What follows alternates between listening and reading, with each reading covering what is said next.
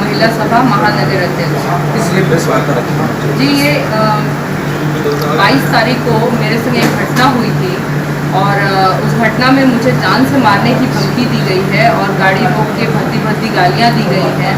तो उसी संदर्भ में ये प्रेस वार्ता रखी गई है। तो क्या है, क्या चाहती है, किस तरीके से आपको गाली दिया गया, कौन से वो लोग? देखिए, पहले तो 0707 करके एक गाड़ी मुझे मेरी गाड़ी को रोका, धक्का मारा गाड़ी को और फिर गाड़ी रोका और आके मेरे ड्राइवर के पास भद्दी भद्दी गाली देने लगा। तो और एकदम मारने के लिए आ गया था। तो फिर मुझे लगा कि मैं उतर जाऊंगी तो हो सकता है महिला के सम्मान को देखते हुए ये इंसान चुप हो जाएगा, लेकिन वो चुप नहीं हुआ। वो मुझे भी बोलने लगा कि तुम बहुत बड़ी नेता बनती हो, तुम्हें जानता हूँ, मैं तुम्हें गोली मार दूँगा। और ऐसे करके मुझे बोलना, और उस समय मैं एकदम असहज हो गई थी, डर गई थी और पूरा ब्लैक फिल्म लगा हुआ था गाड़ी में। और मुझे ये नहीं मालूम कि वो किस मंशा से आया था और कितने लोग अंदर थे, मुझे ये भी नहीं मालूम। केवल वो जो भयावह चेहरा मेरे सामने आया, मैं क्षण के लिए बहुत ज़्यादा डर गई थी। और फिर मैंने वहाँ पे थाने पे, लक्सा थाने पे मैंने रिपोर्ट वगैरह लिखाई। कमिश्नरेट के हम लोग गए अपने महानगर अध्यक्ष जी विष्णु शर्मा जी के नेतृत्व में और वहाँ पे जाके हमने एक प्रार्थना पत्र दिया। और फिर उसके बाद फिर पुनः वो गाड़ी मुझे 29 तारीख की शाम को फिर दिखी। तो पुनः दिखी तो फिर मैंने फिर सूचना दिया लक्सा थाने को कि आप लोग इसको ढूंढ नहीं पा रहे हैं, ये गाड़ी मेरे सामने से फिर क्रॉस करके गई है। तो वो बोलते हैं कि अच्छा ठीक है, हम उसको अभी दिखवाते हैं। तो फिर फ़ोन आता है विवेचना अधिकारी वीरेंद्र जी का। तो वो बोले कि आइए, आपका वो यहाँ पे रोका गया है जो आरोपी है। तो मैं जब पहुँचती हूँ वहाँ पे तो पता क्या चलता है कि उसको छोड़ दिया गया है। तो मैंने पूछा कि क्या हुआ, कि वो कहाँ गया जिसको आपने रोका था। तो वो बोले कि ऐसा है कि वो तो चले गए, उनके घर शादी है। तो फिर हम बोले कि हम बाहर 2 घंटे लक्सा थाने के बाहर मैं खड़ी थी। मैं खुद मैंने प्रार्थना पत्र दिया था कि मेरे संग इंसाफ हो, लेकिन जिस तरीके से ये संसदीय क्षेत्र है हमारे प्रधानमंत्री जी का और जिस तरीके से यहाँ महिलाओं को लेके बड़े बड़े बातों को बोला जाता है, बेटी बचाओ बेटी पढ़ाओ। मैं काशी की बिटिया हूँ, मैं मूल निवासी यहीं की हूँ और मुझे न्याय के लिए इतना गुहार लगाना पड़ा है। और पुलिस इस समय वर्दी का काम नहीं कर रही है, पुलिस पार्टी बन के काम कर रही है। जिस तरीके से पुलिस प्रशासन के लोग हमारे महानगर अध्यक्ष जी थे और हमारे उपाध्यक्ष अनिल पटेल जी थे और मैं खुद थी, वहाँ पे बोला गया कि ऐसा है कि मैं आपसे माफ़ी मांगता हूँ और आप माफ़ कर दीजिए उसे। तो आप ये बताइए कि पुलिस प्रशासन के लोग जब माफ़ी मांगने लगे और पुलिस प्रशासन के विवेचना अधिकारी बोलने लगे फ़ोन पे कि भाई साहब आप कहाँ हैं, आ जाइए आरोपी को, तो आप खुद ही समझ सकते हैं कि किस तरीके की पुलिस का कथनी और करनी में जिस तरीके का फ़र्क दिख रहा है। मेरा नाम लाल बिहारी यादव है। मैं शिक्षक निर्वाचन क्षेत्र से, वाराणसी का क्षेत्र से एमएलसी हूँ।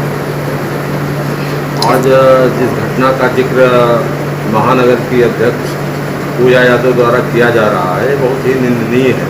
सरकार जो है बराबर महिलाओं को सुरक्षा की बात करती है और FIR दर्ज हुआ मामूली धाराओं में और मुलजिम जो है पकड़ा गया, गाड़ी पकड़ी गई, उनका नाम जो है उजागर होने के बाद भी उन पर कोई कार्रवाई न होना यह साबित करता है कि पुलिस प्रशासन जो है मुजरिम के साथ है।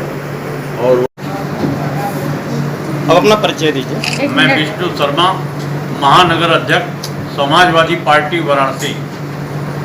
आज किस प्रकार का पत्रकार वार्ता आप लोग कर रहे हैं?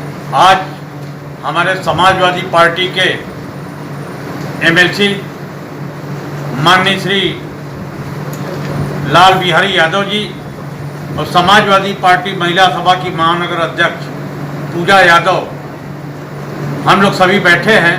आज प्रेस वार्ता इसलिए आयोजित किया गया है कि विगत दिनों समाजवादी पार्टी महिला सभा की महानगर अध्यक्ष पूजा यादव अपने आवास मामूरगंज से कमच्छा की ओर जा रही थी और लबे रोड ऑन द रोड लबे रोड विश्व हिंदू परिषद का उस पर नेम प्लेट लगा हुआ था और उस टाटा सफारी में लगभग 5 से 7 लोग उसमें सवार थे, जो काली फिल्म लगी हुई थी, दिखलाई नहीं दे रही थी बाहर से। पूजा यादव को वाहन के बगल में धक्का मारा। धक्का मारने के बाद वो लोग शराब के नशे में धुत थे। जब पूजा यादव उससे विरोध करना चाहा, उनके ड्राइवर को इशू को माँ बहन की भद्दी गाली दी गई, धमकी दिया गया, तो पूजा यादव अब वहाँ से बाहर निकल के उससे पूछने का काम किया कि आखिर में बेवजह आप गाली क्यों दे रहे हैं। मगर उसने पूजा यादव को माँ बहन की भद्दी गाली दिया। गाली देने के उपरांत उनको कहा कि अगर आप महिला ना होती तो हम आपको गोली मार देते। ये स्थिति है भारतीय जनता पार्टी की सरकार में। काशी की पुत्री हैं, काशी की पुत्री के नाम से जानी जाती है पूजा यादव। संघर्षशील महिला है पूजा यादव। हर आंदोलन में बढ़ चढ़ के हिस्सा लेती है पूजा यादव। एक महिला के ऊपर इस तरीके से अनर्गल दुर्व्यवहार किया गया, धमकी दिया गया। समाजवादी पार्टी इसकी कड़ी निंदा करती है। इस संदर्भ में मैं डीसीपी काशी जोन अमित कुमार से मिला था। उन्होंने भरोसा दिया कि आपके समस्त प्रकरण को बहुत गंभीरता से हमने लिया है और इस प्रकरण में जरूर कार्रवाई होगी। कार्रवाई के नाम पर लीपापोती पुलिस कर रही है भारतीय जनता पार्टी एक तरफ कहती है बेटी बचाओ बेटी पढ़ाओ, और दूसरी तरफ एक आबरू महिला पर भारतीय जनता पार्टी के लोग इस तरीके से हमलावर हैं। इनके सम्मान में जिस तरीके से उन लोगों ने आत्मघाती विचार प्रदर्शित किया, ये बहुत ही निंदनीय है। इस संदर्भ में जब हम डीसीपी दशाश्वमेध से मिलने गए, 110 दशाश्वमेध से हमने वार्ता किया, तो उनका साफ कहना था कि अध्यक्ष जी माफ कर दीजिए, माफी मांग रहा है।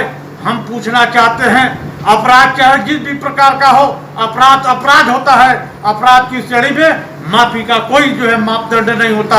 और ये माफी मांगकर कहीं न कहीं भारतीय जनता पार्टी अधिकारियों को बचाने का काम कर रही है। भारतीय जनता पार्टी अराजक तत्व जो सत्ता सुरक्षित प्राप्त लोग हैं उनको बचाने का काम कर रही है। इस मामले को लेकर अगर हमको डीजीपी के यहाँ जाना पड़ा तो मैं डीजीपी के यहाँ भी जाऊंगा। इस मामले को माननीय राष्ट्रीय अध्यक्ष को भी बता दिया गया है।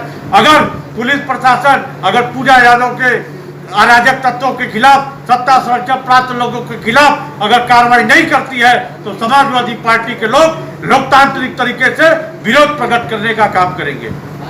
धन्यवाद।